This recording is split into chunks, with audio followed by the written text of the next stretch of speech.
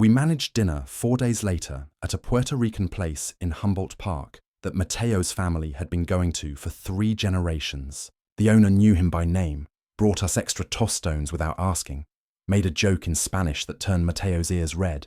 What did she say? I asked. That you're very tall and she approves. Mateo was definitely blushing now, and that I should bring you around more. After 1 date? In her defense, I've never brought anyone here before. He met my eyes. First date with a guy in Chicago. I was out in college in Champaign, came back here and just focused on work. Easier that way.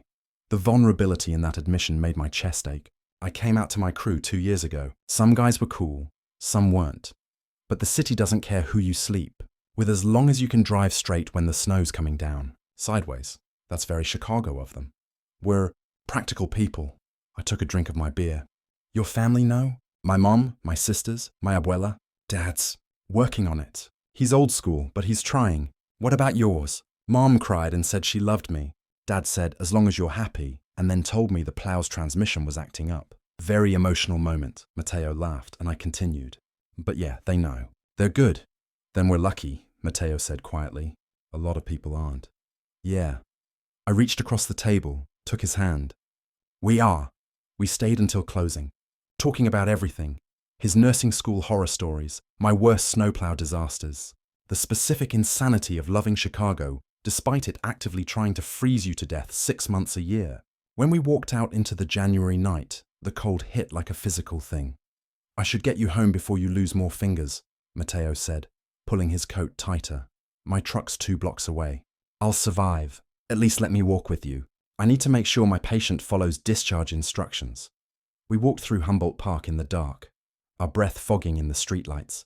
And when we reached my truck, a beat-up F-250, with Walsh spray-painted on the door, Mateo stopped. Had a really good time tonight, he said. Me, too. I was very aware of how close we were standing, how his breath was visible in the cold, how his eyes were catching the orange streetlight. He kissed me first, quick and cold and perfect, his hands on my jacket, my hands finding his waist. When he pulled back, we were both smiling like idiots. I've been wanting to do that since you pushed my plow, I admitted. I've been wanting to do that since you cleared that street in 90 seconds. He kissed me again, slower this time. Go home, get warm. Text me when you're safe. You sound like a nurse. I am a nurse. He was already backing toward his car. And you're a terrible patient. Text me, Ryan. Yes, sir. I texted him from my truck. Home safe. Still have all my fingers. His response, good. I'm very attached to those fingers. See what I did there? That was terrible. You love it. Sleep well, Snowplow guy. I fell asleep smiling. The next 6 weeks were a study in stolen moments between emergencies. Coffee at diners between our shifts. Late night texts when we were both working. Hour 12 of my double. Send help. Just cleared Lakeshore Drive. Send coffee. You're my hero. Back at you. Nurse. We met each other's worlds. I brought him to the streets in San Garage, where my crew immediately started grilling him like he was joining the family. Mateo brought me to Rush, where his co-workers did the same, but with more medical terminology and judgment. Your boyfriend's cute, his work friend Issa said in front of me, making Mateo turn purple. Boyfriend? I raised an eyebrow at Mateo. I mean, I didn't know if... He was actually flustered, and it was adorable. Yeah, I said, loud enough for Issa to hear. Boyfriend works for me. Mateo's smile could have melted the snow outside. But Chicago winter doesn't care about new relationships. In late February, the Weather Service issued a blizzard warning that made the previous storms look like flurries. Historic snow, they said. Category 5 event. All hands on deck. I was assigned to the downtown loop, Priority 1 snow removal. Mateo was pulling a 36-hour shift because Rush knew what was coming. Car accidents, hypothermia cases, cardiac events from people shoveling. We texted before the storm hit. Stay safe, Mateo sent. You too. Love you. I sent it without thinking, then stared at my phone in horror. We'd been dating 6 weeks. That was too soon. That was, love you too, he sent back. Now go save the city, Snowplow guy. I drove into the blizzard grinning like an idiot. Hour 16 of the storm, I was on Michigan Avenue when the call came through the radio. All units, we have a mass casualty event. Multi-car pileup on I-90. Rush Medical Center requesting emergency access for ambulance route. Need plows on Congress Parkway immediately. I was 12 blocks away. Walsh responding, ETA 8 minutes. The drive was hell. Zero visibility. Wind that tried to flip my truck. Snow accumulation so fast I was replowing streets I'd cleared an hour ago. But I made it to Congress. Started clearing the ambulance route. Pushing snow aside in massive drifts while emergency vehicles screamed past. That's when I saw the crash. Not the pileup. A separate accident. Passenger car that had slid off Congress into a light pole.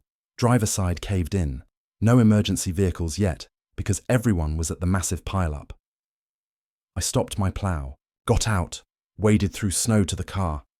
The driver was unconscious, bleeding from a head wound, pinned by the steering wheel. I couldn't get the door open. Tried to break the window with my gloved hand. Nothing. Found a metal scraper in my truck, smashed through. Hey! I reached in, checked for a pulse. Faint but there. Hey, stay with me! I couldn't move him. Too much damage. Too risky. But I could keep him warm. Keep him conscious if he woke up. Call for help. I radioed for an ambulance, then climbed half into the car through the broken window, used my body to block the wind and snow, started talking. You're going to be fine, okay? Help's coming. My boyfriend's an ER nurse. He's probably going to be the one stitching you up. He's really good. You're in good hands. I was rambling, trying to keep hypothermia at bay for both of us. Just stay with me. What's your name? The ambulance arrived 7 minutes later. The paramedics extracted the driver, loaded him, and I was about to head back to my plow when one of them said, Walsh, Mateo asked me to tell you if I saw you.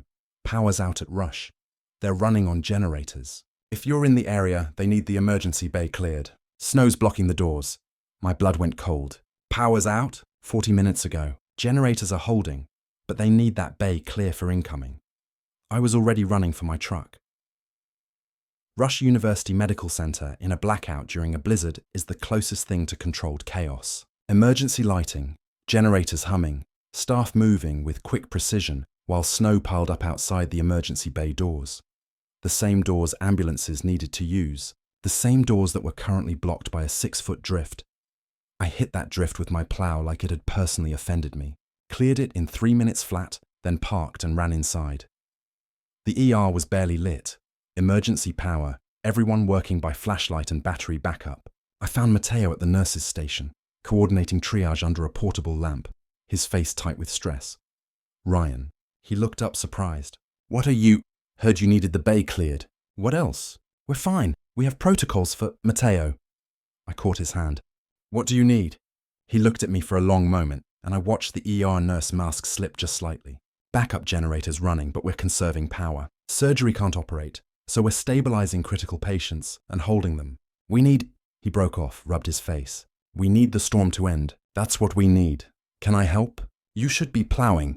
Streets are clear enough. What can I do here? He assigned me to logistics, moving patients, helping housekeeping clear blocked corridors, doing the physical labor that freed up medical staff for medical work. For 6 hours, I pushed gurneys and carried equipment and helped Mateo's team save lives while the blizzard raged outside. At hour 7, Mateo found me in a supply corridor. Ryan, I turned. He looked exhausted, scrubs rumpled, trauma in his eyes that comes from losing patience. Hey, you okay? No. He leaned against the wall and I moved closer. We lost 3 tonight. Car accident victims, hypothermia, 1 cardiac arrest. All storm-related. And I keep thinking, what if we'd had more time? What if the roads had been clearer? What if... Hey! I put my hands on his shoulders. You can't do that. You know you can't, I know. But you saved how many tonight? 20? 30? While working in the dark with no power during a historic blizzard. I made him look at me. You're a hero, Mateo. You don't get to feel guilty for the ones you couldn't save. You sound like you've given yourself this speech. Every shift. I pulled him into a hug. Felt him sag against me. Every time I clear a street too late. Every time someone gets stuck before I get there. We do our best, and then we do it again tomorrow. His arms wrapped around my waist, holding on. I love you, he said into my shoulder. You know that, right? I know. I held him tighter. I love you too. Now finish your shift so I can take you home and make you sleep for 12 hours. He laughed, pulled back. I've still got 6 hours left. Then I'll be here. You'll be plowing. Streets are good for now. I'm staying. He kissed me there in the supply corridor, desperate and grateful and exhausted. When he pulled back, his eyes were wet. Thank you, he whispered. Always. Snowbound, the first time I met Mateo Rivera, I was blocking his ambulance with my snowplow. At 3 in the morning during the worst blizzard Chicago had seen in 40 years, I couldn't see him. Through the whiteout, just the flashing red lights and the urgent blare of the siren cutting through the howling wind. My plow was stuck in a drift that had swallowed half of West Harrison Street, engines screaming, wheels spinning uselessly while 18 inches of snow fell per hour and the temperature hit -15 before wind chill. Then someone was pounding on my door. I rolled down the window and got a face full of snow and fury. "Move your truck." A guy in a paramedic jacket, hood up, face half covered by a scarf, eyes blazing. Even through the snow, I could see they were dark and furious. "We have a code blue. We need this street now." "I'm trying," I shouted back. "Drift's got me stuck. I don't care what you need." He was already moving, wading through thigh-deep snow toward my truck. "Pop the hood. Get out. Help me push." "You can't push a..." He was gone, disappeared into the white. I killed the engine, jumped out into the blizzard, and found him already at the front of my plow, hands on the blade guard, feet braced. "On 3, he yelled. 1, 2, 3! We pushed. Him in his paramedic gear, me in my streets and sand coveralls. Both of us throwing our weight against 10,000 pounds of stuck truck while the snow tried to bury us alive. It shouldn't have worked, but somehow, traction, momentum, sheer stubborn will, the plow lurched forward 6 inches, then a foot, then broke free. I scrambled back to the cab, fired up the engine, cleared the street in 90 seconds. The ambulance screamed past, and I caught a glimpse of the paramedic through the window, face visible now, sharp features, dark stubble. Those furious eyes locked on mine for half a second, before he was gone into the storm. That should have been it, ships passing in a blizzard. Except the universe had other plans, because when my shift ended at 0800, and I dragged myself to Rush University Medical Center with frostbite on 3 fingers, the ER nurse who grabbed my hand to examine it was the same guy who'd made me push my own plow. "You," he said, recognition flashing across his face. "You," I replied, suddenly very aware that I was covered in snow and road salt and probably smelled like diesel fuel. "Mateo Rivera." He pulled off his gloves, started examining my fingers with hands that were surprisingly gentle. "Sorry I yelled at you. We lost that patient anyway. Cardiac arrest, too far gone by the time we got there. Ryan Walsh. And you didn't need to apologize. You were doing your job." I watched him work. Precise, efficient. The same intensity from the street translated to careful medical assessment. We all were. His eyes met mine, and without the fury I could see they were actually brown gold, warm under the ER lights. "These aren't bad. 2nd-degree frostbite, maybe early 3rd on the index finger." "When did you notice numbness?" "Around 600. Had 4 more streets to clear, couldn't stop." "Of course you couldn't." Something shifted in his expression, not quite a smile, but a softening. "Let me guess. Chicago born and raised. Family's been pushing snow since the city was invented. You'd rather lose a finger than leave a street unplowed. Southside Irish. My dad drove plow, my grandpa before him." "How do you know?" "Because I'm Humboldt Park Puerto Rican, and my family's been patching up people who won't go to the hospital until they're dying, since my abuela was a nurse in the 60s. Now he was smiling. "We know our people, the stubborn ones." He bandaged my fingers, wrote a prescription I probably wouldn't fill, told me to come back in 3 days for a follow-up. I thanked him, started to leave, then turned back. "That patient," I said. "The one you were rushing to?" "I'm sorry," Mateo's smile faded. "Me too, but that's the job, right? We show up, we try, sometimes it's not enough." He paused. "You cleared that street in 90 seconds. That was impressive. You pushed a 10,000-pound plow. That was insane." "Yeah, well," he was definitely smiling now. "I'm very motivated when someone's dying. But here's what I didn't know then. Mateo Rivera wasn't just dedicated. He was the kind of person who worked doubles during blizzards because he knew people would need him, who pushed plows with his bare hands because seconds mattered, who saw the world in triage colors, red, yellow, green, and always, always chose to help. And I was about to fall catastrophically in love with him. 3 days later, I showed up for the follow-up. My fingers were healing fine. I probably didn't need to come back, but I went anyway. And when Mateo called my name from the waiting room, his smile told me he knew exactly why I was there. "Fingers looking good," he said, unwrapping the bandages. "You've been keeping them clean?" "Yes, Mom. Don't sass your nurse, I'll make this hurt." but his touch stayed gentle, rotating each finger, checking sensation. You working tonight? Graveyard shift. We've got another storm coming in. I know. I'm pulling a double, 16 hours. He rewrapped my index finger even though it didn't need it anymore. You ever take a day off? Says the guy working 16-hour shifts. I watched his face, exhaustion around his eyes, but that same intensity, that focus. When do you sleep? Between cardiac arrests and hypothermia cases. He finished the bandage, didn't let go of my hand. Look, this is going to sound crazy, but do you want to get coffee? Now? I've got a 30-minute break and there's a place across the street.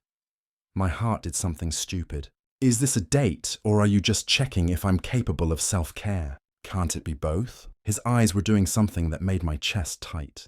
I've been thinking about you pushing that plow out in the middle of a blizzard. That takes a specific kind of person. I'd like to know more about that person. Even if he smells like road salt and diesel. I work in an ER. Trust me, you smell fine.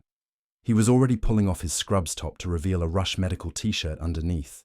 30 minutes, coffee, what do you say? I said yes.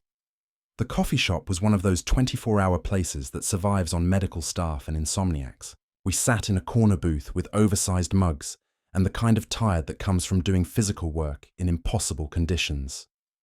Tell me something true, Mateo said after we'd exhausted the basics, where we grew up.